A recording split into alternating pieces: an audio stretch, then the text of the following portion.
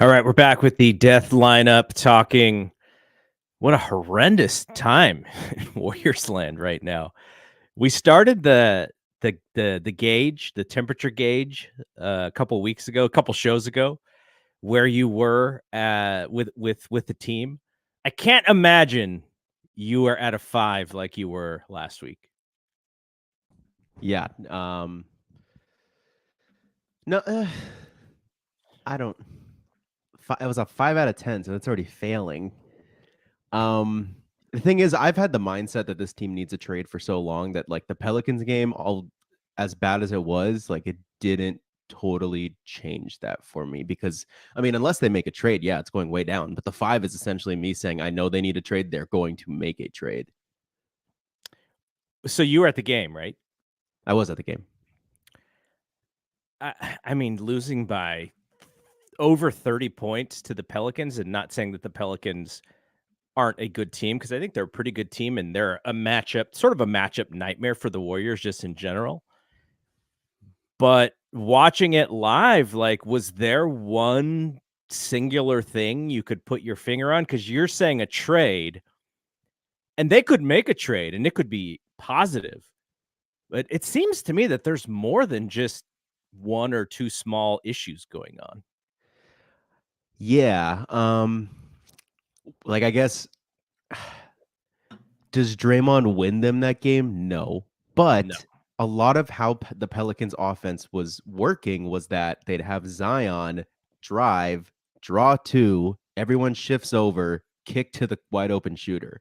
Mhm. And when you have Draymond on Zion, hypothetically, they have not had to double that matchup. And quite frankly, I don't think they should be doubling that matchup, but I don't know. They did it every single time. Every time Zion drove, they send two, and there's a wide open shooter. And so he was just, I don't even know what his assist numbers look like. Maybe it was a pass to assist or something like that. But he was clearly the most effective, in my opinion, because he was just able to find wide open shooters. And you have Trey Murphy, you have Herb who was on, CJ, Jordan Hawkins. Like, if that's the defensive strategy you were going with, like they should have known they were going to get burned.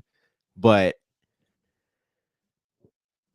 a trade to me, that game showed, quite frankly, how small they were, Mhm. and the Pelicans were able to abuse them with size. And the guy who I want them to get, Pascal Siakam, can help change a little bit of that. He also changes having a secondary option. He also changes a lot of things for them. If you have Draymond and Siakam, obviously you would not have the same team. You'd probably not have Wiggins. You might not have CP. You already didn't have CP. You might not have JK or something like that. Do I think you win that game? I do. I do. And Steph hasn't had a good December or January. It seems like he hasn't had a pretty consistent stretch of like 2 to 3 30-point games in a while now. And I don't want to like lead. I don't want to, place this idea in anyone's mind that this guy's regressing because uh, I don't believe so. But I think that I think it's just too much, and he's been having to do this for a while now. But in 2022, you had All-Star Wiggins, you had a guy who could be maybe not a second best player in a championship team for any team, but just how good Steph was, that he was viable to be a second best player in a championship team. They're missing that guy. They had Jordan Poole, he was able to get a bucket off the dribble. They don't have that guy anymore as a secondary option. So we've been parading it since the Denver game, and probably prior, I think in the offseason, I was saying it and they didn't do it. And then I tried to justify why it was okay that they didn't do it. And then I just think a secondary option, specifically coming from the wing, would change a lot for this franchise. And it is dependent on Draymond coming back and being, a version of himself. But it's just the defense just looks idiotic. Like since Mike Brown left and Kenny Atkinson took the defense, I'm just like, what the hell are these guys doing? There's just so much miscommunication, so much lack of defensive IQ, in my opinion. And I know we don't like saying the word IQ because yeah, they're way smarter than us in any fashion of the word, but it's just it looks silly. It's missing Draymond and it's missing a wing, and it's probably missing a more uh a bigger rim protection presence as well. But you might be able to get away with not having that. So it's a 5. After the Pelicans game, sure, it'll go to a 4. But that whole 5 thing was it was dependent on. I know they're making a trade. It seems pretty obvious that that's going to happen. Okay, so last year we were on the Siakam train. We were trying to figure out how you could get him. And I think, at least as far as I can remember, my hypothesis was Siakam could be a Draymond replacement if the Warriors did not re-sign Draymond. They're not the same player, but he does some similar things. It would be a different.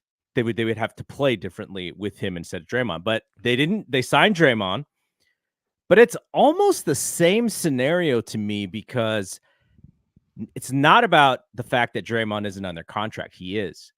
It is now the fact, can you trust Draymond to be on the court? And I'm not sure about that.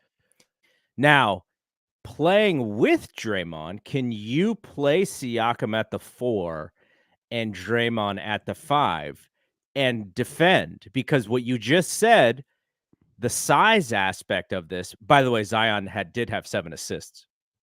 Probably The should have size, the size aspect of this is something that we kind of poo-pooed earlier in the season, and it was sort of like, well, they're always going to be small, and the way that Steph plays, he kind of needs the space, and if you play with the big, it might screw Steph up. But I think it's clear. It is absolutely clear that the league has changed ever so slightly, and whatever superpower the Warriors had by going small, it does not exist anymore because what they don't have is the athleticism anymore. So now you're going small and you're old and small, and you have these young and long teams who are not afraid of you anymore. And that is the other thing, is there's no worry in any of these teams that the Warriors are just going to come in and bulldoze them. That may have been there 3 and 4 years ago, does not exist today. And so what we have, and this is the Steph comparison to me, I think. 2021, where they lose in the play-in. You go back to that roster. That was basically Steph running around and just doing stuff and force of will and trying to make it happen. And, he had a great scoring year, but he didn't have Clay. I don't remember what Draymond's status was that year as far as how much he played.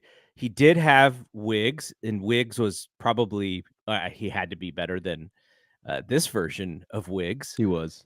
But that was more comparable. That was still the Steph's got to do everything offensively team. And so we're back to that right now. And I'm not sure if this gets better in the current form that we have. And I think it gets worse because I think part of the problem here is Steph has to handle the ball so much. And so he's just getting trapped way sooner.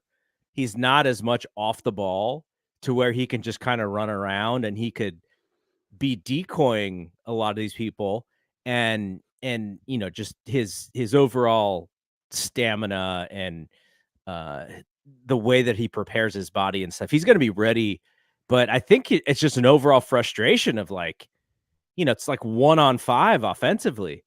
There was a stat, I think I saw it in the Athletic newsletter, the basketball newsletter this morning, and they said, the Warriors' normal lineup of Steph and Clay and Wiggins and Draymond and Looney is like a -9 or something per game.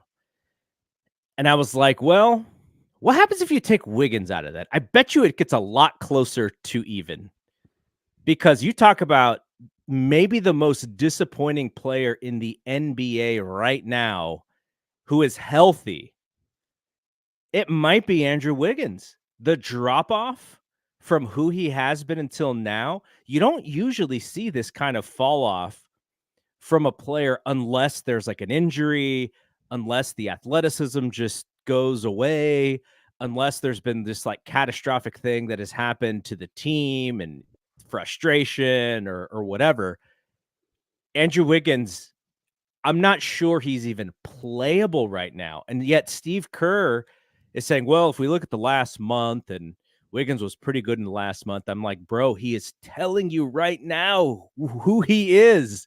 Like, pay attention, because you're dropping these games by hoping that Wiggins playing becomes this player. I think we had this discussion earlier in the season as well, how trying to get Wiggins to play himself into being good again is causing this team to drop basketball games. And if you can get back to 500, great. That's probably still not going to be enough. So I again, I said this last time. Kuminga's got to be playing 30 minutes a game. Wiggins is got to be the second, whatever the secondary guy plays, that or less. And I was going to say I would even play Moody ahead of Wiggins, but then Moody's going to miss Friday's game. I don't know if you saw the report, but he's out. And so no CP, no Draymond, no Moody. And you go into Chicago, and Chicago's been playing better for sure. Yeah, no, they've been actually playing well. I think they're on They're a winning streak. going up in the playoff rankings in the East. I don't think you can drop these games anymore just by the mere hope that Andrew Wiggins turns back into this player that we hope that he is. He's got to prove it. I don't know how he proves it, whether it's in practice, whether it's being vocal, whether it's having a conversation. I'm sure there's coaching going on behind the scenes that we don't see or know. But the mere fact that this dude is on the court and just looks lost, and it's painful because you know what he is. But I'm at the point of where it's like we need to ride Kuminga in these lineups with Steph because Steph needs help. Kuminga gives him help. And you need these guys to play together to really figure out how long until the trade deadline? What do we got? A month? Like you have a month to decide if Kuminga is the guy. And by playing him 20 minutes so that you can play Wiggins an extra 15 minutes, it's silly to me. I'd kick the cans. I'd kick the tire. I don't think they're gonna trust Kuminga to be the guy. And I think that even if not, though, one second, don't you want to raise his trade value if you're going to have to trade him? Yeah. I think it's at its peak right now, to be honest. I think they should trade him now. I think it's Wiggins who trade value who's in the gutter, and ideally you bring his trade value up. Maybe Kerr's been doing that in the shadows because they close with Wiggins at the half again and not Kuminga. But he's not playing well, so you're not raising the trade value. I know. I don't think he's optimizing lineups. I replied to a Tim Kawakami tweet because sometimes I'm not even replying to the tweeter. I just want to get my own take off just for the sake of like say it's right. You know, I just want to have that in writing. But there's a lineup that they have not really tried at all that feels like it would be something, and it's Steph, Pajemski, Kuminga, Wiggins, and Trace Jackson Davis. Kerr always wants his two ball handlers, and then you tried the two wings with the big guy, and I think it's only logged like 8 minutes, and that's one where it's like, why just try it? Like, why are we like their top? Okay, their top lineup for last night: Steph Curry, Klay Thompson, Andrew Wiggins, Moses Moody, TJD +6. And that one almost felt like it was working because of the defense, and they were in transition and they were running a Steph and Moody pick and pop where Moody would just be back and he'd kick it to him for the shot.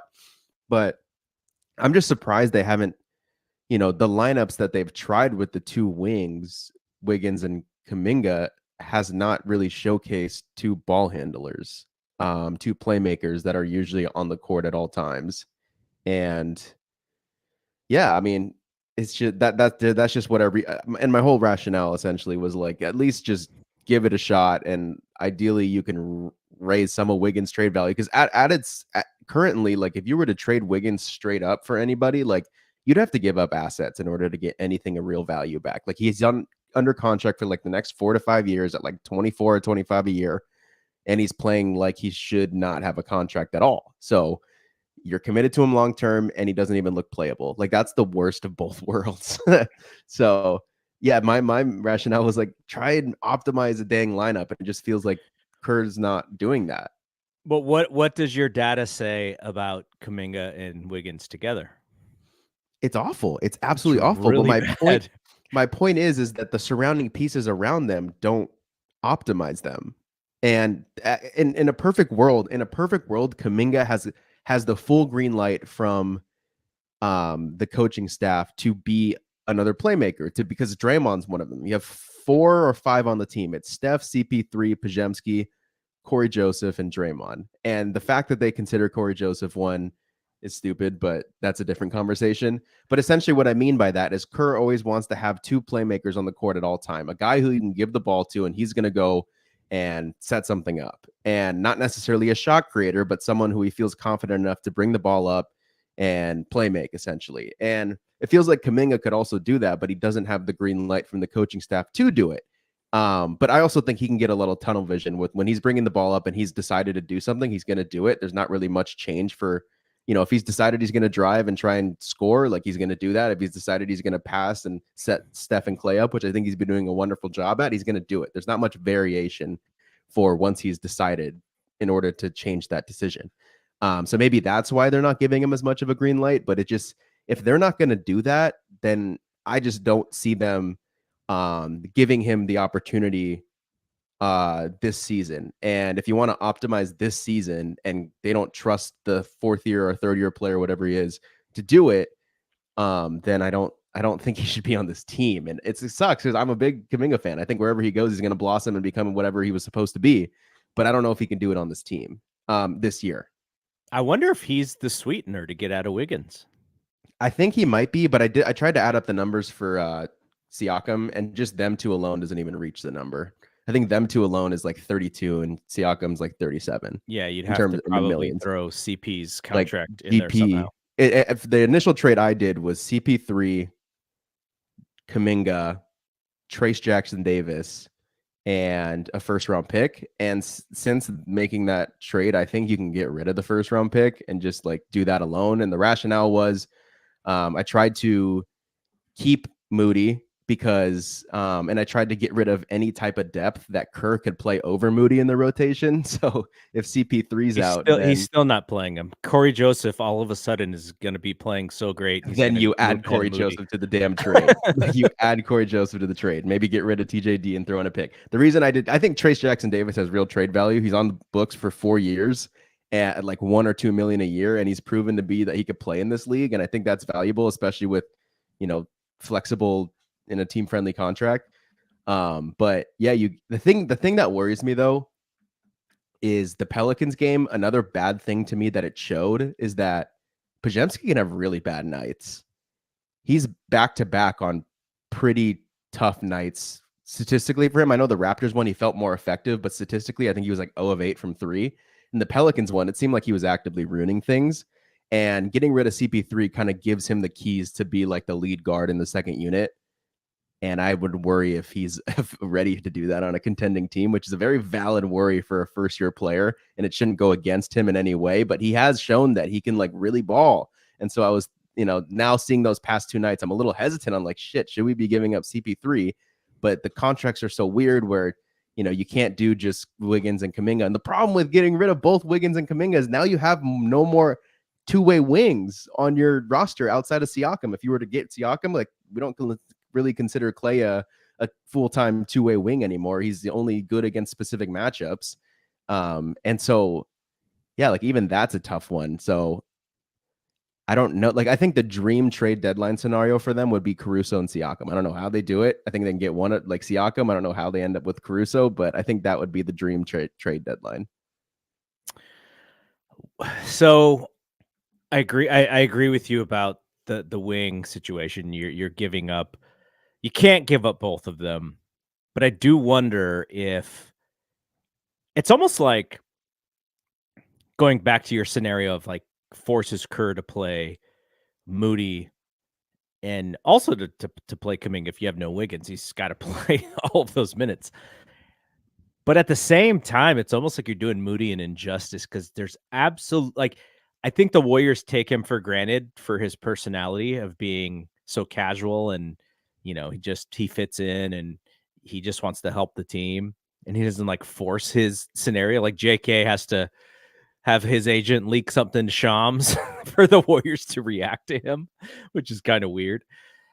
Yeah, but that whole thing, it just seems like, for whatever reason, the style of basketball that these guys play, the style of basketball that Kerr wants to see, they don't fit in some way and they get punished for it. Whereas Wiggins can play so terribly, and Steve is trying to find the positive in everything that he does. Some of that is just that he's a vet and he won a championship, but still, it's just like, man, imagine if you were. Adjust, evolve, Kerr. Like, Imagine and if then you were those guys, though, right? Like, it's got to be just like so frustrating.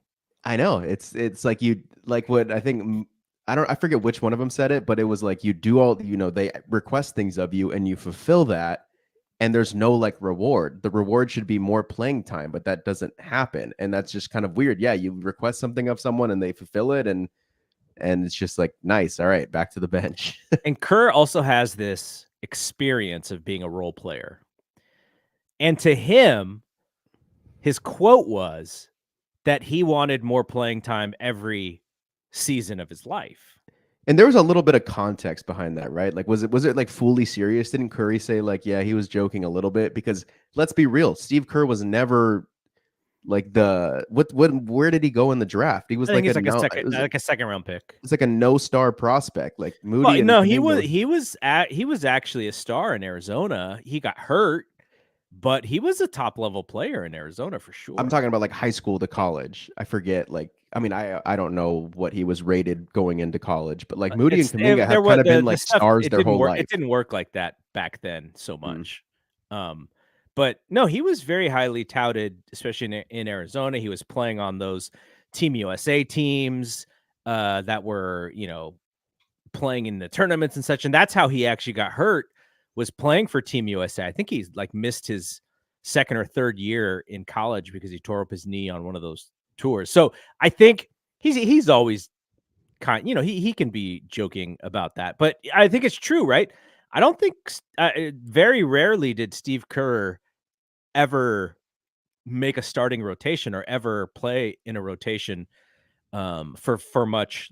Well, he's a longtime bench guy, but I do wonder if because he ate his vegetables and came off the bench, he somehow believes that he believed in the system so much that it allowed him to be successful and to have the rings. And so if you're trying to force that, or at least that mentality, on these young players whose aspirations are a little bit bigger, it's not you're not actually seeing their point of view. And the league is different. They've got agents to deal with, and they've got people responding who are not JK and Moody. So it's a little bit different, but he's a little bit more old school. And I know that a lot of the folks want to see him evolve as a coach, but I don't even think it's the coach talking. I think it's the NBA professional in him talking, saying, "This is how you win.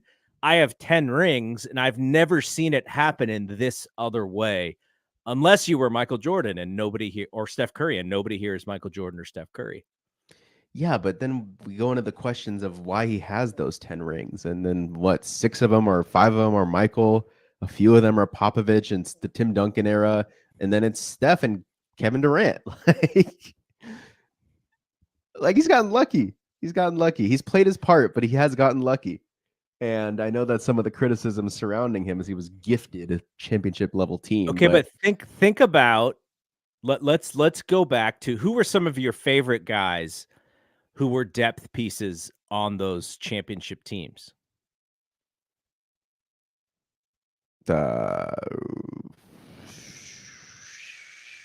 Most I mean, Spates, no, Most Spates did Most Spates win that first ring? I don't even think he won a ring. he didn't may even have win. been He didn't gone. win a wing. He was only in 2016.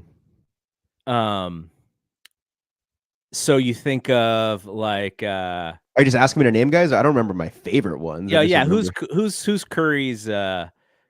Curry's Under Armour buddy? Oh, he didn't even win a ring either, though. He didn't win a ring either. No, Bazemore. No, he didn't win a Yeah, ring. I thought Bazemore won one. But anyways, who's Katie? Who's Katie's buddy? Oh man, Quinn Cook. Yeah, Quinn Cook. Let's use Quinn Cook. Quinn Cook won a ring. Yeah. Like Steve Kerr probably looks Steve at. Kerr as a player, as a prospect, as someone talent wise, was more on the level. Like coming out of how he was rated as a prospect was probably more on the level of Quinn Cook than it was on the level of Jonathan Kuminga and Moses Moody. Mm, these guys, man, they were went in the lottery. They were like, this is a contract year for them. Like Okay, but they if were. but if you're looking at the NBA in 1986 versus today's NBA, these guys are being rated highly based on potential, not on anything Yes, that I'm they've talking. done. I'm talking strictly potential. Actually, I'm talking strictly potential, and Yeah, so that if you're Kerr, that proves your point even more in that you want to see it in practice and you want to see it on the floor when it matters versus always relying on the potential piece. And I'm not saying that he's right because I've been on the we need to play Jonathan, we need to play Moses, we need to figure out who they are thing this entire time. And he's been very adamant that this is how they win basketball games. And if you are going to complain about that, then you also have to give him credit for it working in those other years because he was able to get all of those guys to buy in. I'm sure David West thought he should have been the starting center on the title team that he was on. I'm he's tripping. sure, huh? He's tripping. David West is tripping. Yeah, no, he should not have been the starting five on that team. No, but what Steve Kerr was saying is that everybody who's not starting believes they should be starting. Yeah, but as a If you don't fan, think like that, then you're probably not playing basketball at a high level, yes, but Kaminga and Moody have an argument. which is Well, Moody should be playing, and he's only playing because people are injured. He got booted from the rotation, and Kaminga needs a way longer leash. Um, but Again, like benched at the half. you're putting conditions in that, right?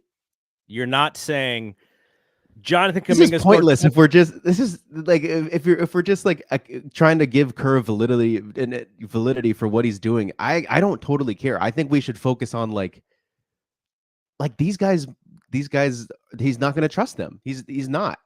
No, And I'm not giving him validity. I'm telling you, this is the exercise. Here's the exercise. Did Jonathan Kuminga make, all the right plays in his time? And then and the obvious answer is no. And then it's why.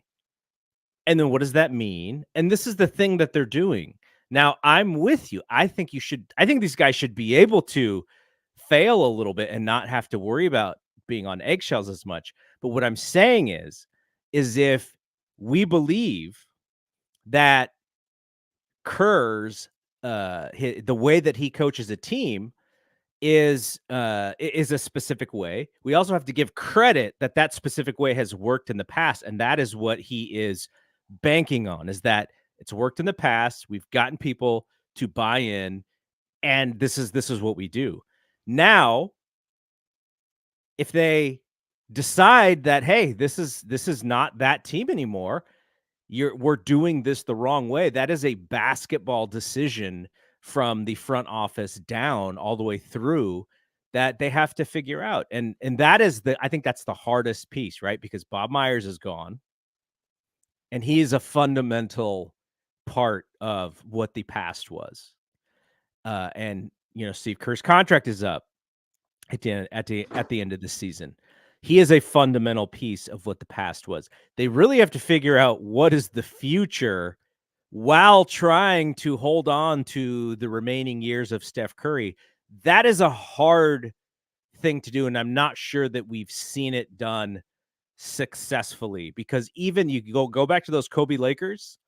Kobe wasn't 36 years old. I think Kobe was in like his early 30s. And then you built around him. You brought in Artest. You brought in Pau Gasol. You brought in who was the center? I forget the center's name. But for what I'm saying is like I'm not sure this has been done successfully before, where your aging superstar is like 35, 36.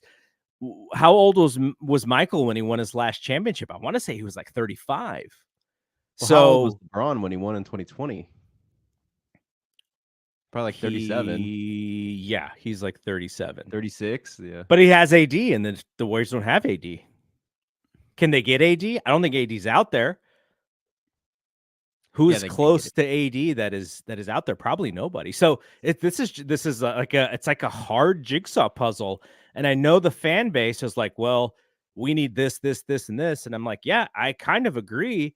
But at the same time, I also understand how hard it is to adjust and to change and to adapt and to build a roster. Because what you're saying is if you change this roster, what you're saying is the way that we won championships no longer exists. I don't think that's totally true. I think you could still have a Warriors offense if Steph and Draymond are on the court. Like, I think you could still run it how they usually do. If you bring in Siakam. It's just the only thing that would be different is, yeah, you're kind of going to the death lineup a lot quicker. You're starting it essentially. But how would they beat like the team from last night who's all long and fast and jumps high and they're still small against that team no matter what? Yeah, maybe that I think that does raise some that one raises some questions, but that's I don't know. I don't think the Pelican that stuff doesn't work in the playoffs. Like You it's know what? You know what's funny though is still I bet you out of all the teams in that like 10, 11, 12 area, I bet you the Nuggets still hope that the Warriors do not make the playoffs because they we play play the them at toughest. Nuggets best out of all of these other teams. So I think those are the nights where Kerr's like, see, that is proof that we can still do this. And then nights like last night should be him and the org saying, look, this is why we may not be able to do this. Some of that is Steph, though, right? You're starting to hear Steph be a little bit more vocal about having to change, and he's not really been that kind of guy before. Like I said to you and Ben, I was like, man, I hope this guy's like raising hell in the back. Like he should use, he should be vocal, because if this was LeBron's team, you would already be hearing stuff through Shams and Woj about about him being unhappy, about the organization has to act or else You would have he may heard opt it out. weeks ago. Right. You would have heard it weeks ago. They're two different. They're different in the way that they handle their business. But I hope Steph is raising hell in the back. And I'm not arguing with you necessarily. I'm trying to give you the perspective of probably how those guys, how Kerr and company see it, which is we have this foundation, and if we buy into Kuminga and Moody, the foundation changes. And how do we adjust our team from there? And it's not just Kuminga and Moody. I'm just saying you go younger. Maybe you tank this season and you set up for next season, whatever it is. I mean, they're doing a good job tanking on their own. They may not even have to tank. But okay, let's change subjects real quick here. Draymond, his suspension is up. We talked last week a lot about what they need to do with him back, and I think we're in agreement that they're going to have to play him at center because they just need to go faster, and they're like such a bad transition team right now, and it's kind of ridiculous. He's not playing Friday. They've already said that. When do you think he actually finds basketball court?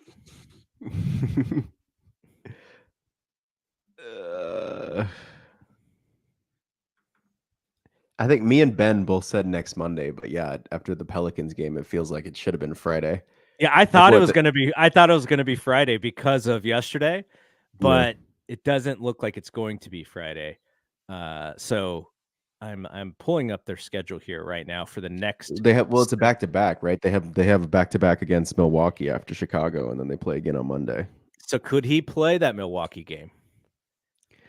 I'd say no. They're going to get run out of the gym in that Milwaukee game unless Giannis doesn't play. Yeah. Oh man. Dame's going to be so happy. Dame's going to be skipping. Yeah, Dame needs to do that quote again for Steph. He's not getting the same looks that he used to. Steph's going to drop 62. But then the Grizzlies game is a nice little fallback plan because the Grizzlies are terrible, and especially without Ja. And then now Marcus Smart is out too. I don't wish upon anybody's injuries. And I feel like when you preface something with this, you're gonna say like, but I'm glad that no, but when Ja was suspended, I was like, darn, like how come the Warriors couldn't load up on any Memphis games in the first 25 games of his suspension? Because man, do they look good now that he's back. And now he's Yep, gone for the rest of the year, and we still didn't even play him in that stretch. Feels it's weird we haven't played crazy. Memphis yet. Yeah, it's Um, crazy. Like that shows you how valuable he is as a singular player and how valuable one player can be on a team because he came back and it was like night and day. night and day. Yeah. But man, I mean, it just feels pointless talking about this team until there's a trade. Feels absolutely pointless. They're not going to win a damn game. And isn't it interesting? Like CP3 is hurt now; he's not playing. Yeah, That they, second unit has taken a dive. it's Like it bad. looks awful. Yeah, I don't know, and I don't even know what you can do because we keep talking about there's roster and they have to make decisions, and then it's like okay, second team, it looks like they have nobody, which is what Yeah. it looks like. Um, the trade deadline is coming, not coming soon enough. I wish it was Wait, like well, we should do that. Like, okay, this is just to try and convince you and the listeners. I don't think I need to convince you, but there's 4 star caliber players out there. I think okay, Siakam. me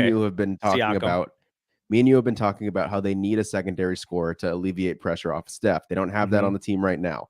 So the available guys out there that I've been hearing is Siakam, mhm, DeJounte Murray, Zach mhm, LaVine. Now, if you dig a mhm. little deeper, there's some Donovan Mitchell stuff. There's some Kyle Kuzma stuff, but those guys would obviously require a more extensive package. But out of those guys, of the Siakams, Levines, DeJounte Murray's, like just going down the list, I just feel like one, I've seen some mocks for DeJounte, like, oh, Mhm. don't be surprised if Klay Thompson and like a pick or two is swapped for DeJounte straight up. And I'm just like, I'd almost prefer to have the rental and Siakam with no commitment for the future than be stuck to DeJounte Murray for the next 4 to 5 years, be stuck to Zach LaVine at a terrible number for the next 4 to 5 years. What is Murray's problem? Because if you were just to look at the back of the basketball card numbers, his numbers look excellent. 21 a game, shooting 40% from 3, shooting 47% from the field. Like, Solid offensively, defensively. he averaging almost 5 rebounds and 5 assists a game. What is his issue? And the secondary question is his issue the fact that he's playing next to Trey, who needs Who the ball and he Trey's handling the ball a lot. That's probably what I would say, is that because yeah, I don't see much of an issue with his play style at all. But that's probably the issue of just playing next to Trey. You bring in DeJounte, and the idea was to get Trey off ball more so that you can have more of less of a heliocentric offense. And quite frankly, Trey just works the best when he is the offense. Um, so yeah, I mean, the thing with DeJounte though is just like I don't think he addresses the size issue. I think he addresses the playmaking issue, or like the idea of needing another ball handler. I think he can do some point of attack defense, but I don't think he is a number 2. I don't think he can get a bucket at will. And but he does fix some stuff. I just don't like the idea of like being tied to him for 5 years. His extension kicks in next year and it's at a higher number. I think he's only getting paid like 17 right now, but I think next year it kicks into like 28. Mm-hmm. To 28's me, not Siakam makes the terrible. most. 28 is not terrible. It's a little more than what Wiggs is getting. It's about Yeah, what Jordan Poole was getting. yeah. Um, but just for the next 5 years, and I don't know. I would rather have the rental and almost just like have the cap space and just like campaign for free agents.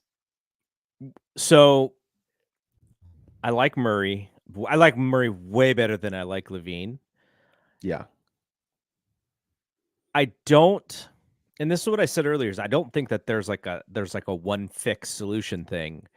And a lot of things kind of have to go well. One, Draymond has to come back in a big way. Like this dude needs to be fresh. He needs to be like, you know, right mind, body's right, comes out the right mentality, playing winning basketball. Is like, I got to do this for Steph. I got to do this for Clay. These are my guys. The second thing that needs to happen is they need to figure out the stupid rotation. They have a starting rotation, and then they have like a starting the second half rotation. And I think it was last week when I was saying they need to find out what the closing rotation is because they keep giving up these games. And this was after the Denver game where they lost that lead. And it's like, we need to figure out the end rotation, and they can't even figure out who's going to start or who's going to start the second half. Like, that's how bad it is. And then the third thing is, you need to make a deal, and you need to figure out who you can keep and who you can't. I would guess that some of Pods' stuff is rookie wall, because this is about the part of the season where his college season would have been over by now. And he's still got a whole second half of basketball to go. And he's played a lot of minutes for a 20 some odd pick in the first round. You know what I want to hear, I guess. And I'm not sure Steph is this guy. He has been in the past, though. I mean, he wrote that famous tweet about how he's going to, we're going to get it right. That famous tweet. And he has been like overly calm during this situation. I haven't seen a thrown mouthpiece. Like, even last year, this dude threw his mouthpiece and got kicked out of a game, right? And then Jordan Poole wins the game, and he goes into the locker room and he pretends like he throws his mouthpiece. Like Steph has not done any of that yet, and maybe he thinks that he. You want to know what I think it is? Draymond. You want to know what I think it is? What? This is not 100% sure proof, but in those games that you're mentioning, like even when in 2021, the Oubre season, and he's like yelling at them on the sidelines. We never really saw that from him. And he throws the mouthpiece last year, and he kicks chairs last year. Like, he was playing really well when he did that. Yeah. He ain't playing too well right now. And, in the games where he does play well, we still usually win them. Like, when's the last time he scored 30 and we didn't win a game? And this is, I can't totally remember off the top of my head, but it wasn't like him scoring 50 last year against Phoenix and we still lose, him scoring 50 last year against the Clippers and we still lose. I feel like those are the ones where he's more pissed off because he's like, are you kidding me? Like, I went nuclear and you guys did nothing. This year, I feel like he's kind of like, yeah, I ain't doing too well myself. That's even scarier, right? Yeah, part of me thinks he's just not turning it on purpose, though. He's just being passive. The 2021 season, it was like ball, ball, ball, ball, ball. Now he's just maybe like, he needs to go back passive. to the cornrows. He might need to. That'll set the tone. We got different Steph here. Enough of this father of three husband Steph. We need this is just his non-leadership way of demanding a trade. He's just James Harden fat suiting in his own way. He's just playing bad. I wonder if he's just like passive. I wonder if he's just like looking at this court going like, okay, they're trapping me with like three guys and I should just be passing the ball. And I think he is kind of passing the ball and trying to get other people going, but just watching Andrew Wiggins catch a ball, make a move, and that ball go out of bounds. Just watching, Saric, he's driving, dishes to Saric, and Saric takes like 3 slow motion steps. And by the time he gets there, the defense is there and he's got to like pump fake 7 times. Like, just those things, I'm sure, is just so frustrating for a player of his caliber. And look, I mean, you said it at the beginning, right? Is it possible that there is some small regression? That is going to be the story of the second half if they make a trade and things don't get better. The story is going to be Steph. The story is not going to be, well, Siakam was a dud or Draymond, all of a sudden has no passion. It's going to be, has Steph lost a step? That's what I think is going to be the story. I almost hope that happens because then he usually comes out firing. Yeah, but what if he does? What if he has really lost a step? Then he's done. He's then good. We're sad. You don't want to see that happen. Guys. I want to see the Andre tweet. Just he's not. Tweet. It'd be such a.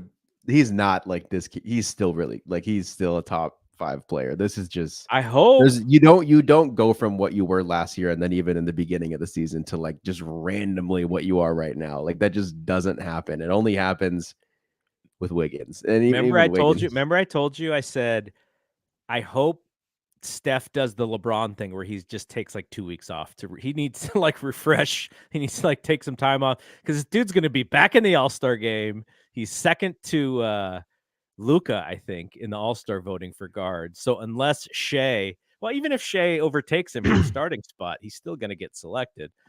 So he's not going to have a break. I like. Let's just what are our next games here? Here's my proposal for Steph. Okay, here's what we do, Steph. Okay, so we look at the schedule for the Warriors. We have the Bulls, the Bucks, the Grizzlies, and the Jazz. Why don't you just take a week off? Come back Friday, Mavericks. Find like a reason. I don't know. His ankle hurts or something because that's like a real legitimate thing that I'm sure he probably deals with every day. Take 4 games off. They're going to lose anyways, and just come back refreshed, man. Come back to the joy of basketball again. Like I just sense that he's so frustrated right now, but he's so composed, so he doesn't tell anybody. And I just imagine he's like really frustrated because if this was LeBron, that was what he would do. He would just find the space. He would take the time off so he could figure it out. You know, LeBron using that basketball brain. I think that's what Steph needs to do. Use the basketball brain, figure out some stuff, work some stuff behind the scenes, get a deal done. Steph sees these guys. He knows who's got it and who doesn't. Let's use some GM Steph here, man. Yeah, I hope he has a therapist. He should. The Warriors, and another like side topic is like Memphis is just kicking their season, right? Like they're like, we can't do it with Ja. Oh, Marcus Smart, you looked perfectly fine last night. Oh wait, you're out for 6 to 8 weeks. Like, Did you see the shot though? Oh, did he actually get hurt? So he dislocated his finger on a 3-pointer that he made. So he shoots the shot, it goes in, and he's going back on defense, and his finger's like crooked. Oh my goodness. No, I didn't see that. I did not see that. But I think they're kicking their season away. The Warriors don't have that luxury. Like they're the vets, the core is old. They don't have a jaw to come back to next year to all of a sudden say, look, let's get a high draft pick so that we can bring that person back with jaw and the rest of this team. Yeah. Like I more so have like a short-term approach with this team, which usually, you know, I feel like the Warriors, that's why they have those jobs in the front office and stuff, because they have it's like a chess game for them. It's long-term. My approach is just like, let's win right now because nothing is promised. Like you don't know what they're gonna look like next year. Like especially with how Clay came out this year, with Draymond missing so much time, with Steph, you don't have just go after it this year. And I think Siakam is their best chance on the trade market to go after it this year. And you know what? The Warriors can't even tank. They don't have their pick. Well, I think they only have it if it's a top 4. Oh, I didn't even know it was protected. I think it's a protected pick as part of the. Is it? I think the Trailblazers have it. Oh, so the Boston had it. Memphis had it. Then it went to Boston, and then it went to the Trailblazers all in one summer.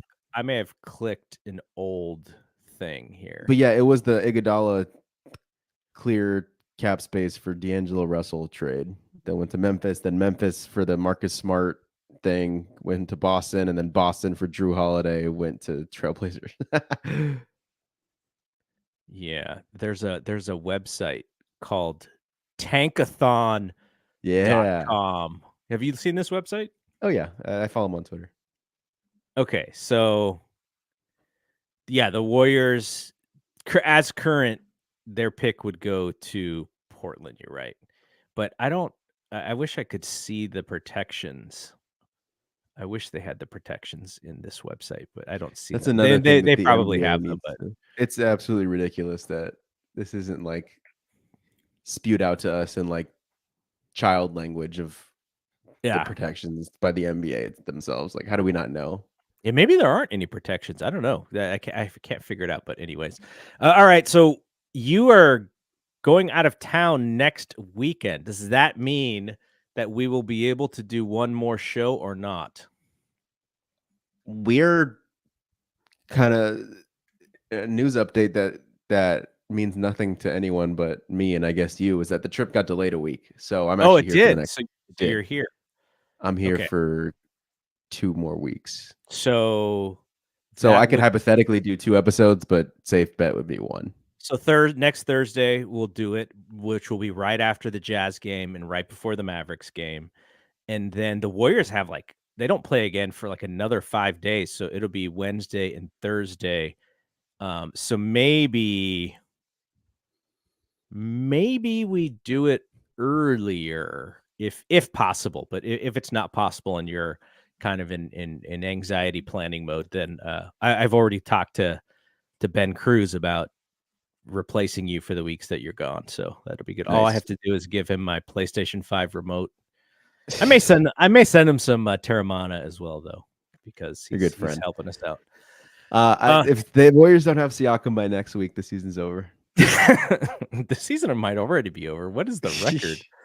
The record is bad, especially in the West. They have a lot of spaces to jump already. But the Lakers. What do you think? Okay, let's end with this. Only because I do this on the Thompson to Clark podcast where Brad and I talk about the Dodgers, and the Dodger fans get really mad at us because we're kind of talking tongue in cheek, but also we're just bitter because the Dodgers get all the players. I also hate the Lakers a lot, very just sports hate. Obviously, not real hate. I don't. I have a lot of friends who are Lakers fans. Oh my gosh, I just clicked on NBA.com, and this is not going to mean anybody to anybody who's not listening right now. Oh my gosh, they're killing Boston. They're up by 40 points. Damn. It's only the third quarter. Yeah, so I mean, what do you think? Is this kind of a thing? LeBron and Steph currently, the Warriors are 12th in the West and the Lakers are 9th. The Lakers have actually gotten back to 500. And we're Phoenix. Where's Phoenix? Phoenix is 8th, 19 and 18. These are the guys who are supposed to help us dominate Team USA. What's going on? It's a new era, man. It's a new Minnesota, age. Oklahoma City, Denver, the Clippers. The Clippers just re-signed Kawhi, I saw. Then the Kings, the baby Kings are back large and in charge, and then these Pelicans. So it's just kind of flipped upside down and out with the old, in with the new. Though I imagine Phoenix, the Lakers, the Warriors, one of those teams, all three of them are going to try to get better. I think for Phoenix, they're just can we just play our main three guys, enough to where we can see and we can evaluate. And for the Lakers, I think they're going to make some deals because I don't think that team fits around LeBron like they were hoping. And then same thing with Steph, right? You build around your stars. Let's go. I'm interested in all three teams and see what they do. I think I would bet on all three teams still making the playoff play-in of some sort because they all fit the bill for what a contending team is supposed to be. It's supposed to be you don't have your draft picks, you have a top 10 player in the league, and what was the last one? Oh, and you're in the luxury tax. There you go. So you would have to bump out right now. If let's say the Dallas, Phoenix, I'll bump out Dallas. I don't care. Dallas and the Pelicans, you would have to bump out right now. Dallas, Pelicans, Kings, right around there. Just to get into the top 10? Well, no, I'm thinking about the top 8. No, I'm just talking about they'll get. I think just top 10. Very interesting. All right, we will be back next week, and we'll hopefully have more information. If the Warriors do make a trade, we may have to do like an emergency thing. Yeah, if it's Siakam. There may be more in store before. I just hope that the trade happens before you leave, because you're going to have all these for the Warriors' sake too. You're going to have all these takes while you're gone, and you're just going to have to bottle them up. You're going to have to tweet. You just have to reply to Tim's tweets. Yeah. Way to get it out. All right. So we'll be back next week for Bri. I am Double G. See you when we see you. Peace out.